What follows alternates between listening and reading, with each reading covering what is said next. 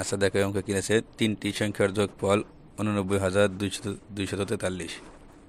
সেগুলোর মধ্যে দুটি সংখ্যা 24,576 ও 32,084 হলে তৃতীয় সংখ্যাটি কত?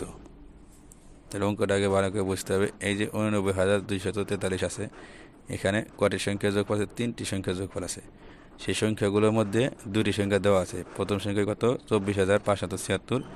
দ্বিতীয় সংখ্যা 32,084। এখন আমাদের তৃতীয় সংখ্যাটি বের করতে হবে। এটা আমরা কীভাবে বের করবো? আমরা যেহেতু এখানে তিনটি সংখ্যা যোগফল আছে, তাহলে আমরা যদি দুটি সংখ্যা আমার দেওয়া আছে, এই দুটি সংখ্যা যদি আমরা এখান থেকে বাদ দিয়ে দিই, তাহলে কিন্তু তৃতীয় সংখ্যাটি পেয়ে যাব। তাহলে আমরা কীভাবে বাদ দেবো? আমরা আগে প্রথমে এই দুটি সংখ্যা এক জায়গায় যোগ করব, তারপর আমরা এখান থেকে বাদ দিয়ে দেব। তাহলে আগে আমরা যোগ করে দেবো। প্রথম সংখ্যা 24,576, দ্বিতীয় সংখ্যা 32,084। এখন আমরা আগে যোগ করব। এই 6 আর 4 কত? 10, 10-এর 0, হাতে কত? 1। এই 7 আর 8-এ 15, হাতে রাখে 16, 16 কত? 6, হাতে কত? 1। 5 আর 0 যোগ করে কত? 5, হাতে রাখে 6। 4 আর 2 6, আর 2 আর 3 5। তাহলে দুইটি সংখ্যার যোগফল কত হলো? 56,660।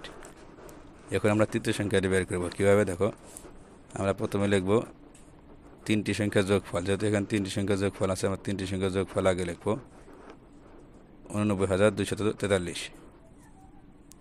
দুটি সংখ্যার যোগফল, এই যে আমরা দুটি সংখ্যা যোগ করলাম, এর আগে লিখব দুটি সংখ্যার যোগফল 56,660।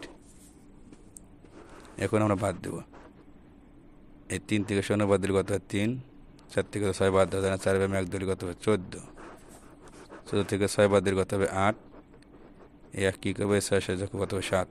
2 থেকে 7 বাদ দেওয়া যায় না, 2 ভাগে 1 দিলে কত হবে? 12। 12 থেকে 7 বাদ দিলে কত হবে? 5। আর 1 2 ছিলাম, 1 6 যোগ কত হবে? 7। 9 থেকে 7 বাদ দিলে কত হবে? 2।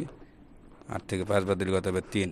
তাহলে তৃতীয় সংখ্যাটি 32,583। এটা হবে তৃতীয় সংখ্যা।